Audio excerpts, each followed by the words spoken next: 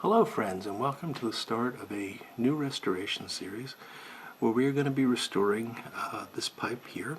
And this is a pipe from my friend and YouTube viewer Paul. Paul is known on YouTube as Pipesticks, and Paul sent along this Cellini Original, and this is a Canadian. I'll see if I can get the stamping in focus for you. You can see right in there, Cellini Original. Cellini is a very interesting brand, has a great deal of history, and I'll tell you a bit about that. I learned a bit about it from Paul, and it's interesting how it relates to the history of some other pipes that are very well known within the U.S. And also Cellini was extremely well known within the U.S. And this pipe is one that Paul's been looking for a long time, because he lives in Chicago. Cellini was in Chicago, and he said that he remembers going in there to buy tobacco and, as he put it, drooling over the pipes. But at the time, he wasn't in a position where he could afford to buy them. By the time he was in a position where he could afford to buy them, the shop had unfortunately closed. And I can sympathize with him. I spent many days drooling over pipes that I couldn't afford. And by the time I was in a position where I could, most of the shops that I went to were no longer in business. So Cellini was actually started in Chicago in 1927 by a man named Art Silber, S-I-L-B-E-R. And Art Silber worked with Tracy Mincer to form the Cellini Pipe Shop. Now you'll probably recognize Tracy Mincer's name because Tracy went off in 1934 and founded Custom Built. And I'm sure that all of you have heard of Custom Built and have seen examples of Tracy Mincer's work. Now, Cellini was a full-service pipe and tobacco shop in downtown Chicago, and it actually employed its own pipe makers. And while the shop was called Cellini, the corporate name for Cellini was the Victory Pipe Craftsmen Incorporated. And they took pipe making very, very seriously. So they employed a number of pipe makers in the shop, including a name that you may recognize, Primo Polidori. And Primo Polidori is notable because at one time prior to working for Cellini, he was the supervisor of the Chicago Dr. Grabo Linkman factory. So a lot of really good pipe making experience was focused in Chicago at the time. And Art Silber took advantage of that and put together a team of really good pipe makers. And also pipe restoration work. So they had a pipe repair business that was part of the shop, and it was an amazing effort. So the Cellini serviced about 1,200 pipe shops across the United States, and it's astonishing, but they were able to repair up to 2,000 pipes per week. They actually had a system built that could generate a replacement stem from scratch in 8.5 minutes, and their claim to fame was that they could do the pipe repairs while you waited. So really very, very amazing abilities there. Their business was pipes only, and they sold a variety of brands, including Brebbia pipes, which were stamped Cellini Brebbia. But they mostly made their own pipes, and those pipes were sold under the name of Cellini Original. And that's what we have here. So at their peak, the shop inventory was over 5,000 pipes at any given time. And to give you an idea of how well known these guys were, there was a French guidebook to downtown Chicago that highlighted 3 places that the tourist must visit. One was the Sears Tower, one was Water Tower Place, and number 3 was Cellini. So, great deal of history, a very well-known pipe shop, and a very well-known group of pipe makers. So this is really a nice little piece of history, in addition to being really a downright beautiful pipe. Now, the grain on this is quite nice, and I should say at the outset, this is in very good condition, so we don't need to do a lot of work here. The grain is quite nice. There are a few spots, and you know, when a pipe this large, you expect to find a few spots that are, you know, somewhat sort of dead. There's not a lot going on here. There's also a spot right in here. But otherwise, it's just really some stunning grain. There's some nice straight grain. There's some bird's eye here on the bottom. Really beautiful. And this appears to be a natural finish, so I don't think that this is really accentuating the grain as much as it could. As I'm looking at this, I'm not seeing evidence for many fills. There might be one or two. They're well done. Nothing that I think we're going to have to worry about. There's a tiny bit of damage right up in here that I think you'll be able to pick up. Looks like somebody at some point dropped this on a concrete surface or something like that, and it just smashed in a little bit there. Nothing that a little light sanding won't be able to take care of.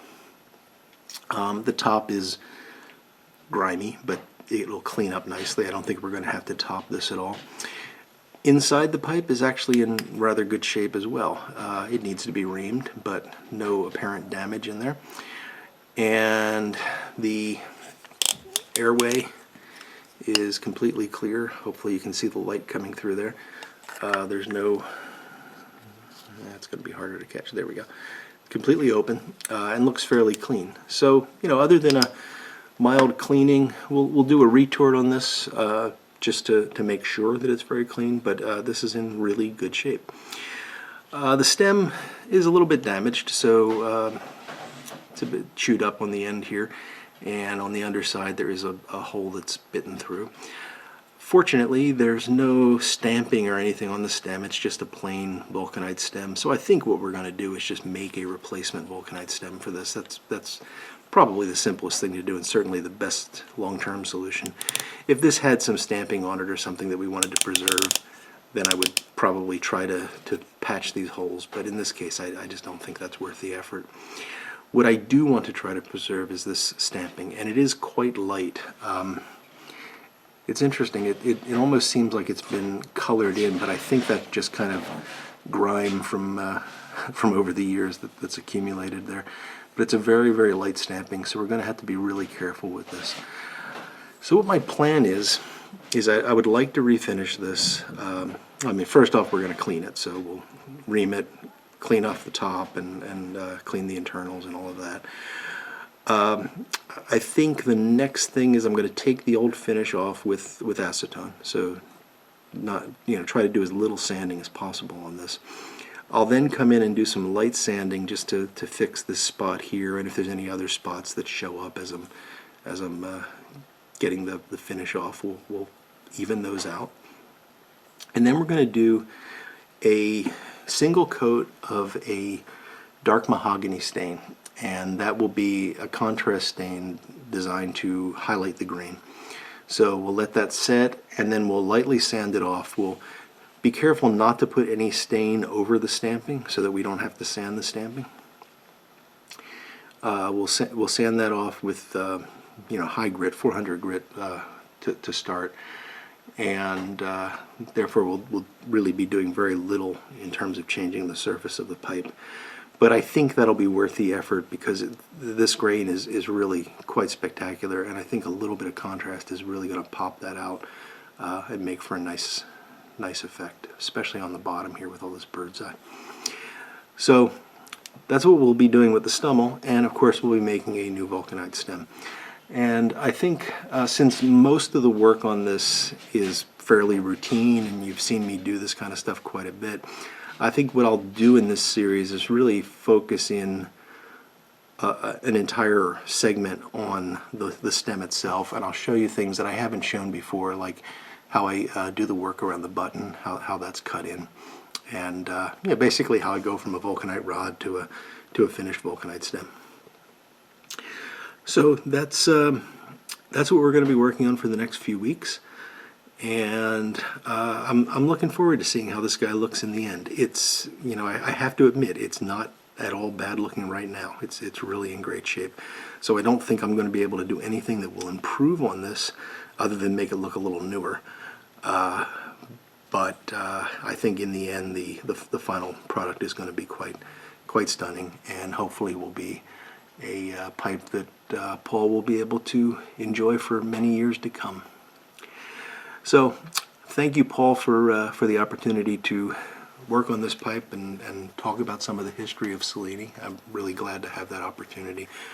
I know many of you are as interested in pipe history as I am, so it's really great to be able to hold a piece of history like this in your hand and know that somebody like Tracy Mincer or Polidori might have worked on this. It's really remarkable.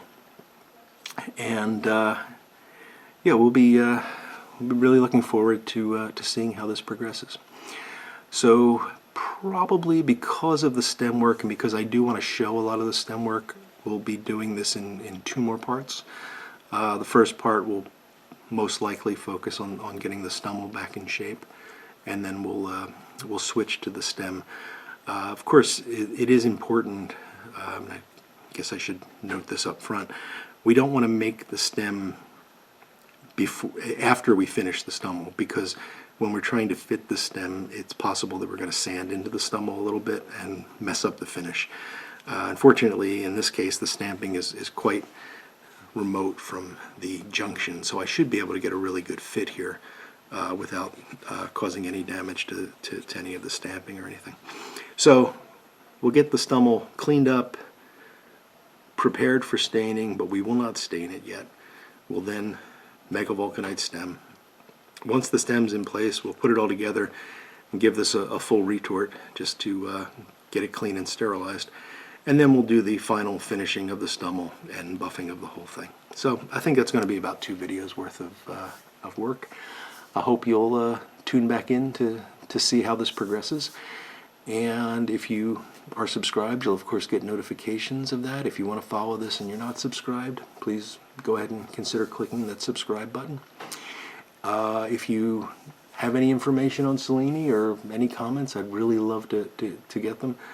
And you know, any thoughts you might have on the process that I've outlined or my plans for the pipe. It's always good to get a second opinion, so please feel free to comment. So with that, I will draw this to a close and get to work on the pipe. Thank you all for watching, and until next time, I look forward to talking to you all again very soon. Goodbye now.